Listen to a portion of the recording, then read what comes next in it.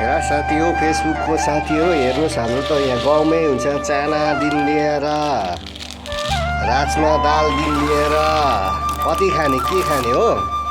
तर दुःख चाहिँ गर्नुपर्छ है गाउँमा बसेपछि। अब यो धानको टपरी भयो, के भन्छ अरे यसलाई, नक्कली यो मकैको नि।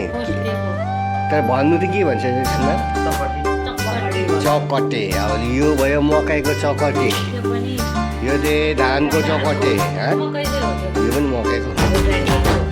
यो भयो धानको चकटे पराल, अनि यो भयो चाहिँ गुन्द्री, परालको गुन्द्री। अनि हेर्नुहोस् यहाँ छोरीले टपरी बुन्दैछ र यस्तो चाहिँ सक्नु पर्यो मसँग आउनुको लागि। यस्तै कोही सोल्टिनेहरू छ भने भन है यहाँ।